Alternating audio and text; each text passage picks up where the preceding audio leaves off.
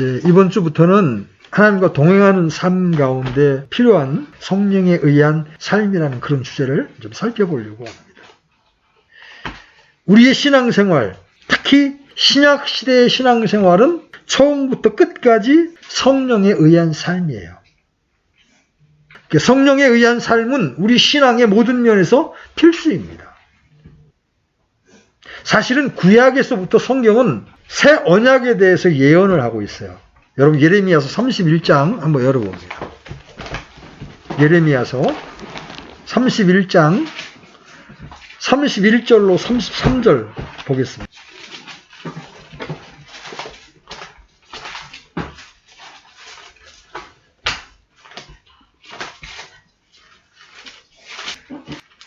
같이 한번 읽어봅니다. 시작. 주가 말하노라 보라 날들이 이르리니 내가 이스라엘 집과 유다의 집과 새 언약을 맺으리라. 이 언약은 내가 그들의 조상들의 손을 잡고 그들을 이집트 땅에서 데리고 나오던 날에 그들과 맺은 언약에 따른 것이 아니니라. 내가 그들에게 남편이었을지라도 그들이 내 언약을 깨뜨렸느니라. 주가 말하노라. 그러나 내가 이스라엘 집과 맺을 언약은 이것이니 곧 그날들 이후에 내가 내 법을 그들의 속 중심부에 두고 그들의 마음속에 그것을 기록하여 나는 그들의 하나님이 되고 그들은 내 백성이 되리라. 주가 말하노라.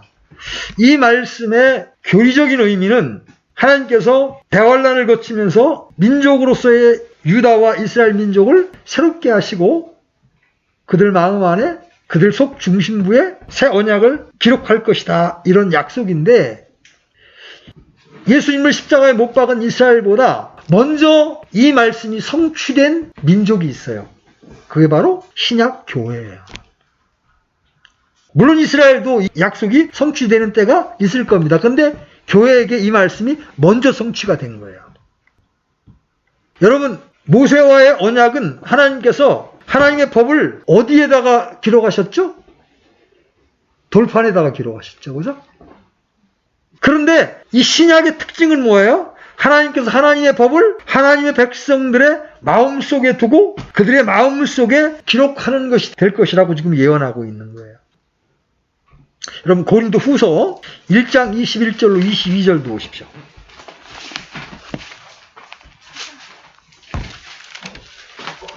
고린도 후서 1장 21절로 22절. 자, 같이 읽습니다. 시작. 이제 우리를 너희와 함께 그리스도 안에서 굳게 세우시고 우리에게 기름을 부으신 분은 하나님이시니 그분께서 또한 우리를 봉인하시고 우리 마음속에 성령을 보증으로 주셨느니라. 이 구약의 예언이 이제 신약 교회에 성취된 부분을 사도 바울은 이렇게 말하고 있는 거예요. 이제 성령님이 내려오셔서 일을 치세요. 봉인을 하시고 그 다음에 우리 안에 보증으로 성령을 주셔서 성령님이 이제 우리 안에 사시는 거예요. 그래서 고린도 후서 3장 6절에 의하면 신약의 특징은 한마디로 성령에 의한 삶으로 표현을 합니다. 그분께서 또한 우리를 새 상속 언약의 유능한 사역자로 삼으시되 글자의 사역자가 아닌 영의 사역자로 삼으셨나니 글자는 죽이되 영은 생명을 주느니라. 여러분 예수님께서 승천하시면서 제자들에게 단순히 책 한 권을 남겨두시면서 그 책의 내용대로 잘 살아봐라 이렇게 당부하지 않으셨습니다. 석가나 공자처럼 책만 남겨놓은 게 아니에요. 예수님은 이 세상을 떠날 때가 가까이 왔을 때 제자들에게 집중적으로 성령에 대해서 가르치셨습니다. 요한복음 14장, 15장, 16장이 성령에 대한 집중적인 가르침이에요. 그리고 그분이 가시면 다른 위로자 성령을 그들에게 보내실 것을 반복적으로 약속하고 계십니다. 그리고 그 성령님이 오시면 그분이 그들을 가르치시고 그들의 죄를 깨닫게 하시고 그들을 인도할 것이라고 말씀하셨습니다. 물론 우리는 성령을 강조해야 합니다. 말씀은 아무리 강조해도 지나침이 없을 만큼 중요합니다. 그러나 오늘날 말씀을 강조한 나머지 성령을 소홀히 하는 사람들이 너무나 많습니다. 그건 잘못된 겁니다. 신약 시대는 철저하게 성령의 시대예요. 성령이 없이는 우리의 신앙은 그 무엇도 가능하지가 않습니다. 그래서 먼저 우리는 성령의 필수성에 대해서 좀 살펴볼 거예요. 성령은 신앙의 모든 면에서 필수적입니다. 성령이 없이는 우리 신앙생활 중 어떤 것도 진정으로 가능하지 않습니다. 이제 우리가 신앙의 몇 가지 핵심적인 면들을 살펴볼 것인데 이건 모두가 성령의 역사로 이루어집니다. 자, 첫 번째 보세요. 무엇보다 우리의 구원은 성령의 역사입니다. 믿으십니까? 아멘. 요한복음 3장 5절 예수님께서 대답하시되 진실로 진실로 내가 내게 이르노니 사람이 물에서 나고 성령에게서 나지 아니하면 하나님의 왕국에 들어갈 수 없느니라. 자, 하나님의 왕국에 들어가는 조건이 뭐예요? 성령으로 다시 태어나는 거예요. 그 사람이 교회를 얼마나 다녔느냐, 얼마나 헌금을 많이 했느냐, 얼마나 많이 봉사했느냐는 아무런 가치가 없어요. 그가 성령으로 다시 태어났는가? 성령으로 다시 태어나지 않았다면 교회 생활을 20년을 했든 30년을 했든 그의 직분이 목사이든 장로이든 권사이든 하나님과 아무 상관이 없는 거예요. 자, 고린도전서 12장 3절도 한번 열어봅니다. 고린도전서 12장 3절. 구원이 성령의 역사라는 걸 지금 설명드리고 있는 거예요. 12장 3절 같이 읽습니다. 시작. 그러므로 내가 너희에게 깨닫게 하노니 하나님의 영으로 말미암아 말하는 자는 아무도 예수님을 저주받은 자라 하지 아니하고 또 성령님으로 말미암지 않고서는 아무도 예수님을 주라고 말할 수 없느니라. 우리 안에 성령이 임해야 예수님을 주라고 말할 수 있는 거예요. 어느 때 그런 생각이 들어요. 엑스레이기가 있으면 얼마나 좋을까요? 탁 찍으면 성령님 계시네. 성령님이 없네. 복음 다시 들어. 했으면 좋겠는데 이 엑스레이기가 없어. 그래서 우리는 조심스럽게 성경에 나타난 구원받은 신자들의 반응을 보고 분별할 수밖에 없어요. 그죠? 예수님을 마음을 다하여 시인하고 찬양하는가. 왜? 찬양이 첫 열매이기 때문에. 그 다음에 성령 열매를 맺히고 있는가. 죽어가는 영혼들에게 긍휼의 마음을 품고 있는가. 여기 이제 학교 다니는 학생들이 여럿 있지만 우리 친구들이 예수님을 믿지 아니함으로 지옥 불 속에서 영원히 고통을 당해야 된다는 것을 여러분이 믿는다면 침묵할 수가 없는 거예요. 전도지 하나라도 나눠주고 예수님 믿어야 돼. 죽으면 끝이 아니야. 죽은 다음에 심판이 있는 거야. 이 말을 안 할 수가 없는 거야. 그 말을 안 하면 속에서 막 화병 난 것처럼 막 불타오르기 때문에 말하지 않을 수가 없는 거예요. 구원을 위해서 성령의 역사는 필수적이다. 두 번째, 하나님을 아는 것을 위해서 성령이 필수적이다. 요한일서에서는 우리의 구원을 한마디로 하나님과의 교제라고 표현하면서 그것을 다른 말로 하나님을 아는 것이라고 말씀하고 있어요.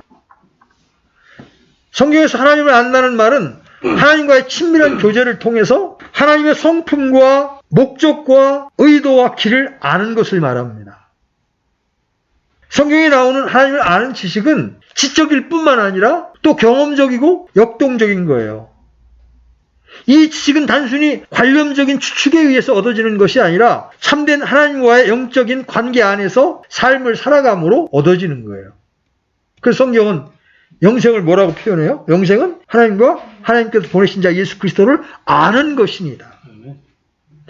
그런데 이 하나님을 알기 위해서는 성령의 역사가 필수적이에요. 아멘. 우리가 성령의 계시 또는 성령의 조명이 없이는 하나님을 알 수가 없어요. 그래서 사도 바울은 에베소 교회를 위해서 기도하면서 하나님께서 그들에게 지혜와 계시의 영을 주셔서 그들로 하여금 하나님을 알게 해달라고 기도합니다. 구원받은 자들인 에베소 교회를 위해서 기도하면서 그들이 하나님을 알게 되기로. 이때 아는 건 뭐예요? 지식적으로 아는 게 아니잖아요. 체험 가운데 하나님을 알아가는 걸 의미하는 거예요.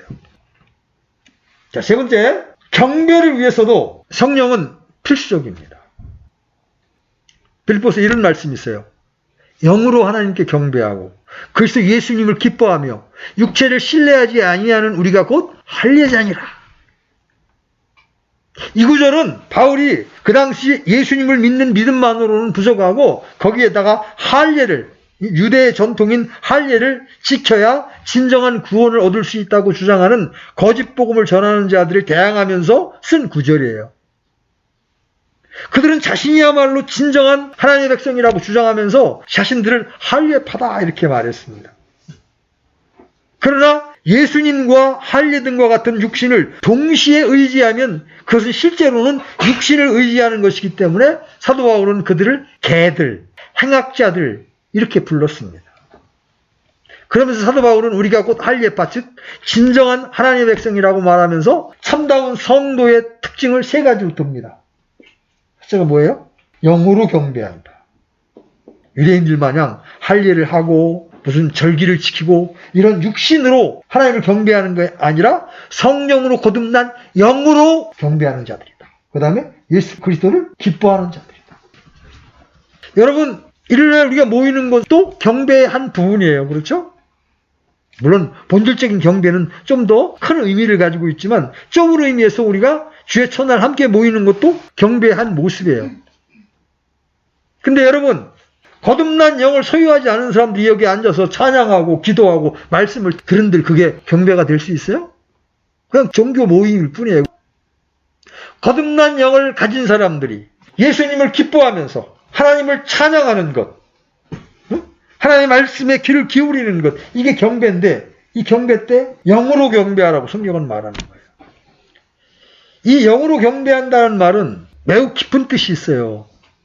물론 1차적으로 성령으로 거듭난 영을 소유해야 된다는 첫 번째 조건이 있지만 동시에 그 영으로 하나님의 영광을 보는 것을 포함하는 거예요. 우리가 하나님을 아는 만큼, 즉 하나님의 영광을 보는 만큼 하나님을 경배할 수 있는 거예요. 그런데 그 하나님의 영광을 보는 게 우리 육신의 눈으로 가능해요? 안 되잖아요. 오직 성령의 역사로만 가능합니다. 말씀을 읽다거나 아니면 기도하거나 아니면 깊이 주님과 교제를 나눌 때 하나님께서 내가 깨닫지 못했던 지밀한 것들을 딱 보여주실 때 우리는 하나님의 영광을 보게 되는 거예요. 그게 다 무엇으로 이루어져요? 영으로. 그래서 초대교회 모임도 성령께서 자유롭게 운행하시고 역사하시는 경배였어요. 오늘날 교회들처럼 딱 정해진 순서에 따라 드리는 경배 모임이 아니었어요. 우리가 여러 번 공부했지만 고린도전서의 초대교회의 집회생활의 모습을 어떻게 말해요? 형제들아 그런즉 어찌하리요? 너희가 다 같이 모일 때에 너희 각 사람에게 찬송 시도 있고 교리도 있으며 타 언어도 있고 계시도 있으며 통역도 있나니 모든 것을 남을 세우기 위하여 할지니라. 성령이 자유롭게 역사하시면서 지체들의 입술을 주장하셔서 성령이 운행하시도록 하는 게 본래 교회의 모습의 전형이었어요. 그게 이제 잘 안 되다 보니까 경배 모임이 의식화되죠. 형식화되고 의식화된단 말이에요. 경배의 형태가 형식적이 될 때 성령께서는 덜 나타나십니다. 그때 신자들은 신약으로부터 더 멀어지게 된다는 것을 언제나 볼 수가 있습니다. 신약교회의 매우 중요한 특징이 뭐예요? 자발성, 생명력, 생생함이에요. 그러나 성령과 그 감화력이 멀어지게 되면 모든 것이 형식이 되어버립니다. 그래서 모임도 여러 가지 형식을 갖게 되는 거예요. 침체기에 빠진 교회는 예배 의식에 있어서 보다 형식적이고 예배 형식을 채용하여 공기도소나 의식소로 돌아가는 경향을 띈다는 것을 알게 될 겁니다. 본래 기독교에서 타락하게 된 캐톨릭에는 공기도소가 그렇게 많아요. 정해놓은 기도소가 그렇게 많죠. 의식소도 많아요. 왜 그래요? 성령이 운행하시면서 자발적으로 지체들이 나눔을 가질 수 있어야 되는데 성령이 없는 사람들이 모여있으니까 어떻게 돼? 공적인 것들을 만들어 놓고 그냥 앵무새처럼 애우는 거예요. 사실 개신교에서 사도신경을 암송하는 것도 믿음의 고백이라고 스스로 변호를 하지만 사실은 캐톨릭의 유산이에요. 이 모든 것은 형식적인 종교의 한 부분입니다. 제가 지금 성령의 필수성, 성령이 우리의 신앙의 모든 면에서 필요하다는 부분을 강조하고 있는 거예요. 구원, 하나님을 아는 것, 경배를 드리는 면 다 성령이 필수이다. 여러분 평양 대부흥 운동 같은 거 일어났을 때요. 성령이 강력하게 그 모임 가운데 역사하니까요. 질서가 다 무너졌어요.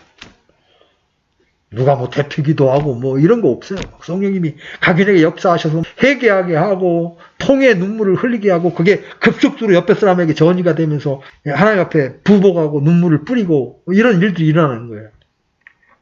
이건 성령님만이 하실 수 있는 일이다. 자, 네 번째, 이제 우리가 이제까지 여러 주에 걸쳐서 성화, 거룩함을 공부했는데 성령은 우리의 성화를 위해서도 필수입니다. 우리를 그리스도 안에서 세우시는 분은 하나님이십니다. 많은 성도들이 그리스도인으로서 성화가 자신의 노력에만 달려있다고 생각을 합니다. 그러나 그들은 이러한 성화의 삶이 사라지지 않기 때문에 상습적인 죄책감, 절망 혹은 자포자기 가운데 살아갑니다. 성령에 의한 성화의 삶은 근본적으로 하나님의 역사이고 하나님의 은사예요. 그리고 하나님께서는 그 일을 위해서 우리 안에 성령을 주신 겁니다. 성경은 우리가 육체의 욕심에 이끌리지 않기 위해 성령을 따라 행하라고 명령합니다. 우리가 성령의 인도를 따라 사는 만큼 육체의 일을 이길 수가 있어요. 자, 신자가 어디서 이런 종류의 승리하는 그리스도인의 삶을 위한 자원을 얻을 수가 있습니까? 현대의 종교적인 가르침은 매력적인 인품, 그 사람에게 내재된 능력, 신학 교육에서의 높은 학위, 성숙한 그리스도인의 삶에 대한 특별한 세미나, 사회운동, 영적인 심리요법, 그리고 다른 것들 등 많은 답변을 제시하고 있습니다. 그러나 사도 바울의 답은 딱 하나예요. 성령입니다. 우리가 거듭날 때 우리를 죄에서 자유케 하시고 우리에게 새 생명을 주신 오직 하나님의 영만이 우리가 그분 안에서 행하시는 것을 통해서 성화의 능력을 경험함에 따라 우리를 진정으로 자유케 하실 수 있다는 거예요. 여러분 고린도후서 3장 18절 여러분 고린도후서 3장 18절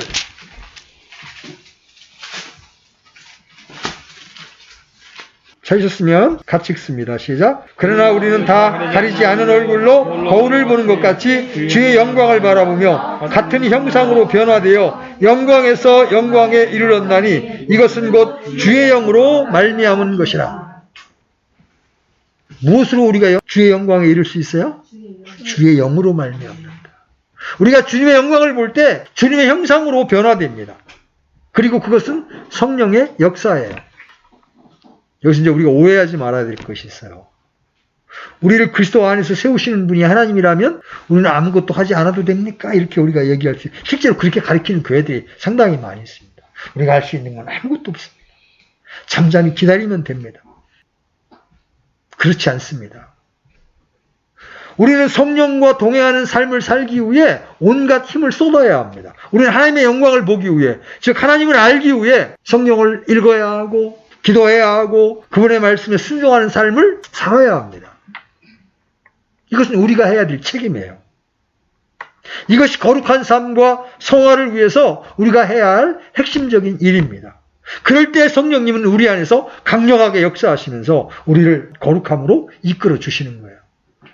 하나님이 알아서 하시겠지 내가 내 마음대로 인생을 살면서 하나님이 때가 되면 나를 바꿔주시겠지 우리 가족을 바꿔주시겠지 아니에요. 자, 그 다음에 성령은 하나님의 비전을 위해서도 필수입니다. 특별히 리더들에게 가장 중요한 요소 중 하나가 비전이에요. 그런데 성경적 의미에서의 비전은 우리가 하나님을 위해 혹은 자기를 위해 세운 원대한 계획이나 꿈이 아니에요. 그전에 제가 대전에 이제 우리와 함께 킹제임 성경을 썼던 어떤 목사님 얘기를 했잖아요. 그분의 비전은 100개의 교회를 개척하는 거였어요. 얼핏 들을 때는 굉장히 도전적이고 부러운 비전이지만 그건 어쩌면 자기를 위해 세운 계획일지 몰라요. 그것들은 모두 자기 자신이 세운 것들로서 하나님의 계획과는 전혀 상관이 없을 수 있어요. 그렇죠? 성경에 나오는 모세, 노아, 여호수아, 느헤미야, 다니엘, 바울 등 모든 하나님의 귀한 사람들은 다 자신이 하나님을 위해 세운 원대한 꿈이 아니라 하나님의 비전을 쫓는 사람들이었습니다. 하나님의 비전은 하나님께서 우리에게 보이신 하나님의 계획과 목표에 기초하는 거예요. 다시 말해서 성경적인 관점에서 볼 때 참다운 비전은 우리에게 보이신 하나님의 비전이에요. 하나님이 성경을 통해서 저에게 보여주신 비전은 가정교회였습니다. 교파교회의 어떤 종교적이고 전통적인 모습을 떠나서 성경이 보여준 대로의 교회의 식양을 한번 하나님의 말씀에 따라 따라가 보자는 것이었어요. 근데 문제는 사람들이 세우는 그럴듯한 비전은 많은 지지를 받습니다. 왜냐하면 또 금방 효과가 있는 것처럼 보이기 때문에. 그런데 성경을 따른 비전은 사람들에게 꽤 멀어 보이는 거예요. 너무 이상적이지 않아? 그게 될까? 이런 늘 의구심을 갖게 돼서 사람들이 잘 그 길을 따라가려고 하지 않습니다. 비전이란 하나님이 보이신 하나님의 계획과 뜻에 기초해서 하나님이 이루실 미래를 보는 거다. 비전을 이렇게 올바로 이해할 때 오직 성령만이 우리에게 하나님의 비전을 보이시는 거예요. 그러므로 각 교회는 그 교회를 향한 하나님의 비전을 가져야 합니다. 비전과 소명은 다릅니다. 모든 교회는 다 하나님의 복음을 땅끝까지 전파하도록 부름을 받았습니다. 그런데 그 일을 위해 각 교회를 향한 하나님의 비전은 다를 수 있는 거예요. 어떤 교회에게는 구제의 비전을 보일 수 있습니다. 어떤 교회에게는 또 다른 어떤 사역을 하도록 비전을 보일 수 있어요. 공통적인 목표를 향하되 하는 기능은 다르게 하나님이 교회마다 비전을 보이실 수 있다. 또 이건 나중에 이제 자세히 다루겠습니다만 우리의 사역을 위해서도 성령은 필수적입니다.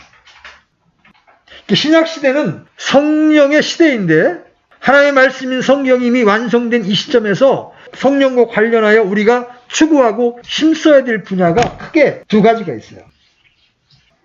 그게 뭐냐면 성령님과의 교제와 성령님의 능력을 의지하는 겁니다. 우리는 이것을 성경이 성령과 관련하여 우리에게 하지 말라고 경고하는 두 가지에서 찾아볼 수 있어요. 먼저 에베소 4장 30절 읽어보시죠. 에베소 4장 30절.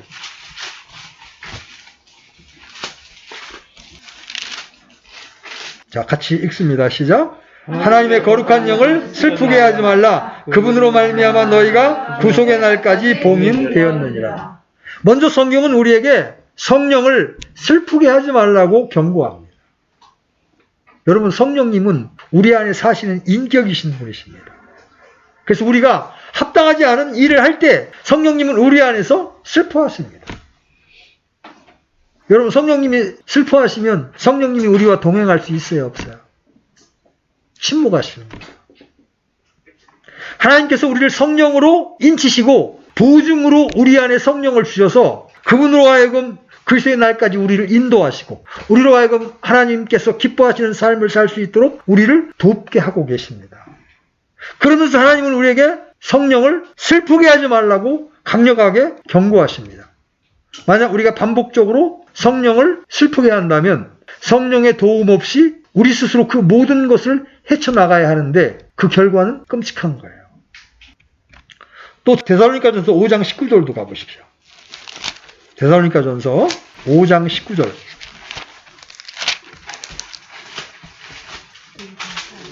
찾으셨으면 같이 읽습니다. 시작. 성령을 억누르지 말라. 이 억누르지 말라는 이 뜻은 성령의 불을 끄지 말라, 그런 의미예요. 성령의 불길이 우리 마음 안에서 활활 타올라야만 그 능력으로 세상을 이기고 죄를 이길 수 있는데 성령의 불이 꺼지면 힘을 발휘하지 못하는 거예요. 그러니까 성령님의 역사가 우리 안에서 약화되면 우리 안에서 뭐가 힘을 쓰게 돼? 성령님과 반대되는 게 육신이잖아요. 우리 육신과 성령님이 서로 다툰단 말이에요. 성령님 불이 우리 안에서 소멸돼가 그러면 육신의 불이 타올라.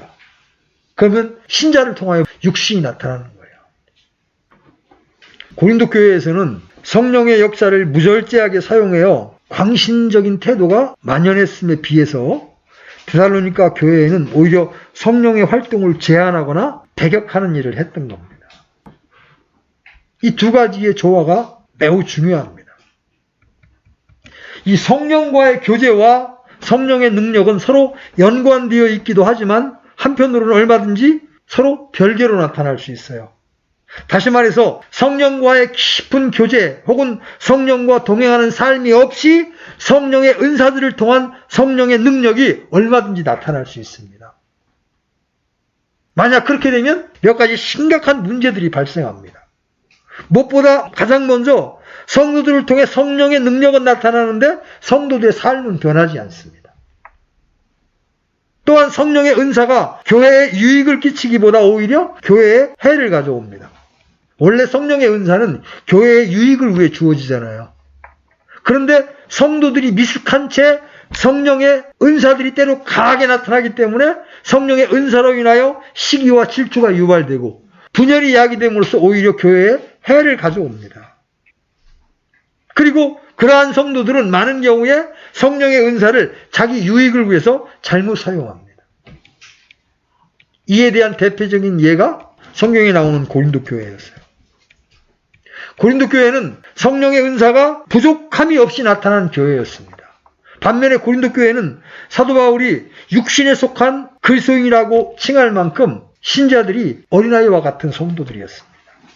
즉 그들은 성령과 동행하는 삶을 살지 않는 성도들이었다는 거죠. 고린도 교회는 성령과 동행하는 삶이 없이 성령의 능력이 나타나는 경우에 부작용들이 그대로 다 나타났습니다. 고린도 교회에는 모든 은사가 부족함이 없이 나타났음에도 불구하고 그들은 영적으로 매우 어렸을 뿐만 아니라 그들의 삶 속에도 죄가 가득했습니다. 사실 사도 바울이 세운 교회 중 가장 죄가 많았던 교회가 고린도 교회였습니다. 심지어 고린도 교회에는 세상에 없던 죄도 있었어요. 뿐만 아니라 고린도 교회에는 은사로 인한 시기와 질투, 영적 우월감과 열등감 등 수많은 문제들이 있었습니다. 그래서 사도 바울이 그 부분을 고린도전서 12장, 14장에서 집중적으로 다루고 있는 거예요. 이와 같이 성령과 동행하는 삶과 성령의 능력과의 조화가 매우 중요하다는 거예요. 그런데 여기서 한 가지 주목해야 할 것이 있습니다. 사도 바울은 성령의 은사로 인하여 그렇게 많은 문제점을 가지고 있었던 고린도 교회에 편지하면서 그 은사들을 절제시키고 있지 않습니다. 그는 그것들을 옳은 방향으로 사용할 것을 권면합니다. 그러면서 그는 동시에 오히려 그것들을 적극적으로 사모하라고 권장합니다. 우리의 삶에도 이 두 가지의 조화가 필요하되 그 두 분야가 모두 다 활성화되는 것이 하나님의 뜻이고 우리가 적극적으로 사모하고 추구해야 될 바예요. 여기서 이제 우리가 다시 성령과의 교제에 초점을 맞춥니다. 성령과의 교제가 우리 신앙의 모든 면에서 가장 핵심이 된다. 여러분 고린도 후서 13장 14절 한번 읽어보십시오. 고린도 후서 13장 14절. 자, 찾으셨으면 같이 읽습니다. 시작. 주 예수 그리스도의 은혜와 하나님의 사랑과 성령님의 교통하심이 너희 모두와 함께 있기를 원하노라. 아멘. 빌립보서에서도 이런 말씀이 있어요. 그러므로 그리스도 안에서 무슨 안이나 사랑의 무슨 의로나 성령의 무슨 교제나 무슨 인정이나 긍휼이 있거든. 여기 성령의 무슨 교제라는 표현이 나옵니다. 모두 성령님과의 교제를 언급하고 있어요. 특별히 고린도후서 13장 14절에는 삼위일체 하나님의 모습이 나오죠. 그런데 성령과 관련해서는 우리와의 교제, 교통을 말합니다. 성령과의 관계에 있어서 가장 핵심적인 부분은 성령과의 교제입니다. 그런데 성령과의 교제의 중요성뿐만 아니라 그 교제가 무엇을 의미하는지를 잘 보여주는 구절 중 하나가 갈라디아서 5장이에요. 여러분 갈라디아서 5장 한번 열어보십시오. 먼저 16절 보세요. 16절. 갈라디아서 5장 16절. 같이 읽습니다. 시작. 그런즉 내가 이것을 말하노니 곧 성령 안에서 걸으라. 그리하면 너희가 육신의 욕심을 이루지 아니하리라. 여기서 성령 안에서 걸으라는 명령이 나오죠? 자, 18절 내려가 보세요. 18절 같이 읽습니다. 시작. 그러나 너희가 성령의 인도를 받으면 율법 아래 있지 아니하니라. 여기는 성령의 인도를 받으라. 25절로 내려가 보십시오. 25절.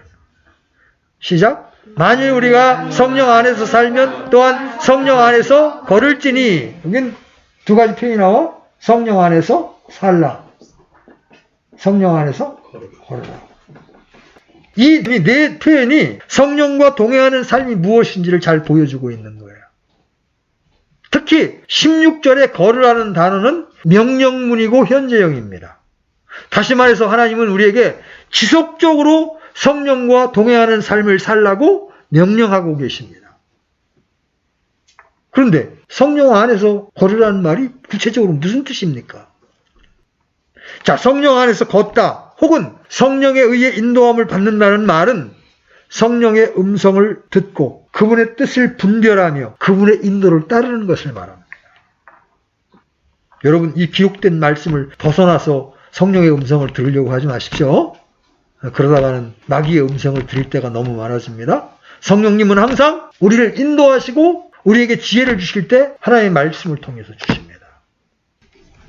자, 이렇게 성령님과의 교제가 왜 중요한지 어느 자매의 간증 하나를 소개합니다. 그 자매는 5살 때부터 가족들 중 처음으로 예수님을 믿었습니다. 그리고 전적인 하나님의 은혜로 하나님의 말씀을 배운 대로 아무 의심 없이 그대로 진리로 받아들이고 또 그렇게 사는 것을 당연한 것으로 여기고 소위 모범생으로 살아왔습니다. 그러다가 그녀가 목회자의 아내가 되어서 교회를 개척할 무렵 자신의 삶 속에 성령과 동행하는 바로 이 부분이 결핍되어 있다는 것을 발견하고 큰 충격을 받게 됩니다. 그녀는 성령에 대해 유보적이었던 자세를 가졌던 것을 회개하고 성령과 동행하는 삶을 적극적으로 추구하고 배우기 시작했습니다.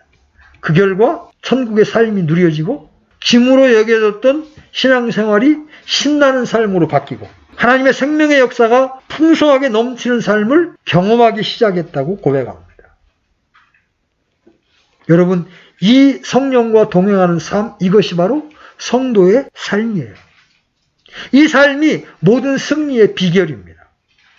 우리 모두는 반드시 이 삶을 배우고 이러한 삶에서 자라나야 합니다. 이 성령과의 교제 혹은 성령과 동행하는 삶이 우리 신앙의 모든 면에서 필수적인 요소라는 거죠. 우리 킹제임스 정이 지금 아쉬운 부분이 결핍되어 있는 부분이 바로 이겁니다. 말씀의 지식에 대해서는 대단히 많이 압니다. 그러나 섬세하게 성령의 인도를 받는 부분에 대해서는 때로 무지하기까지 할 때가 많습니다. 여러분, 창세기부터 요한계시록까지 그렇게 성령을 교리적으로는 딸딸 꿰고 있는데 형제를 비방하고 형제를 험담하는 이런 부분들에 여러분 거리낌 없이 행하는 사람들을 보게 됩니다. 그들은 지금 성령의 통제를 받고 있지 않은 거예요. 성령과의 교제가 없는 거예요. 그렇기 때문에 죽은 정통주의, 바리새인의 모습을 드러낼 수 있는 거예요. 여러분, 매사에 성령님의 뜻을 분별하시고 그분이 우리에게 주시는 말씀, 그분이 우리에게 주시는 부담을 따라 여러분 그분의 인도를 받으면서 순종하는 삶을 살아보십시오. 그렇게 되면 여러분의 삶에 자유함이 생깁니다. 그 어떤 것에도 매이지 않는 자유함을 갖게 되는 거예요. 그래서 우리에게는 이 성령과의 교제가 대단히 중요합니다. 자, 마지막으로 성령에 대한 능력도 살짝 언급하겠습니다. 성령과 동행하는 삶, 즉 성령과의 교제가 우리 신앙의 모든 면에서 가장 핵심적인 요소이지만 동시에 우리에게는 성령의 능력도 필요합니다. 특별히 하나님의 나라의 사역을 위해서 우리는 성령의 능력이 절실하게 필요합니다. 사도 바울이 로마서 15장에서 자기가 이 행한 말과 행위로 복음을 전했다고 말하면서 바로 뒤이어서 능력 있는 표적들과 이적들을 통해 하나님 영의 권능으로 이루신 그 일들 외에는 그 어느 것도 내가 감히 말하지 아니할 것이기 때문이라 이렇게 말합니다. 바울이 수많은 이방인들을 그리스도께 인도했는데 바로 그의 말과 일을 통해서. 그런데 그의 말과 일 속에 무엇이 역사했어요? 표적과 기사의 능력과 성령의 능력을 통해서 그 일을 이루셨다고 말합니다. 이것을 보면 하나님의 나라의 사역을 위해 성령의 능력이 얼마나 절실하게 필요한가를 쉽게 알 수가 있어요. 자, 보세요. 산을 깎아낸다고 여기 지금 토목공사를 한다고 합시다. 요즘은 기계가 발달해서 어떤 포크레인은 흙을 2번만 떠서 담아도 8톤 덤프트럭을 가득 채울 수가 있습니다. 그 포크레인을 사용하면 5분도 되지 않아서 8톤 트럭 하나를 가득 채울 수 있을 겁니다. 그런데 그 일을 삽으로 한다고 한번 여러분 생각해 보세요. 얼마나 많은 사람들이 얼마나 고생을 해야 합니까? 그런데 만약 그 삽마저 없으면 어떻게 되겠습니까? 성령의 권능은 바로 포크레인과 같은 거예요. 하나님이 어떤 큰 일을 행하실 때 인간의 수많은 노력으로 몇 년에 걸쳐서 할 수 없는 일들을 하나님의 성령의 권능이 임하게 되면 하루아침에 해결할 수 있는 일들이 많다는 거죠. 그래서 우리는 끊임없이 성령의 능력을 사모해야 합니다. 성령의 충만을 사모해야 합니다. 자, 이렇게 우리는 성령에 의한 삶의 필수성이라고 하는 부분을 몇 가지에 걸쳐서 살펴보았어요. 여러분, 뭐 하나도 성령 없이 신앙생활 할 수 있는 게 없죠? 그런데도 우리는 성령을 너무나 소홀히 해온 것도 사실이에요. 그분은 우리 안에 사시는 하나님이십니다. 인격이십니다. 그래서 결코 그분을 슬프게 하거나 그분을 억눌러서는 안 됩니다. 그분의 뜻을 분별하고 그분께 순종하면서 그분과 동행하는 삶을 살게 될 때 성령님이 우리를 거룩함으로 인도해 주시고 우리를 능력 있는 삶으로 인도해 주실 거라는 거죠. 그래서 여러분 이 말씀을 여러분 마음 안에 깊이 새기시고 성령님과 동행하는 삶에 여러분 더 많은 시간과 노력을 투자할 수 있게 되기를 바랍니다. 아멘. 잠시 기도합시다. 하나님 아버지, 우리가 많은 말씀들을 알고 있지만 우리가 실제로 우리 안에 내주하고 계시는 성령님과 깊은 교제 가운데 그분의 인도를 받고 있는지에 대해서는 때때로 우리 안에 해이가 있음을 정직하게 고백합니다. 오 주님, 우리 신앙의 모든 분야에서 성령님이 없이는 아무것도 할 수 없음을 저희들이 보았습니다.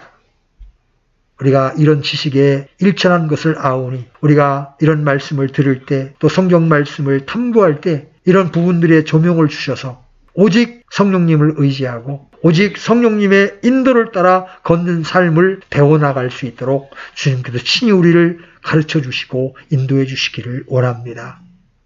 성령님이 우리를 지배하실 때 우리가 주님을 닮아갈 수 있고 참된 자유 가운데 거할 수 있음을 믿습니다. 주님, 우리를 이 성령님과의 교제, 또 성령님의 능력을 의지하는 삶으로 인도해 주시고 우리를 이끌어 주시기를 간절히 기도합니다. 우리 모든 지체들 위해 이 은혜를 베풀어 주셔서 우리가 이러한 삶의 실제를 살아갈 수 있도록 이끌어 주십시오. 감사를 드리고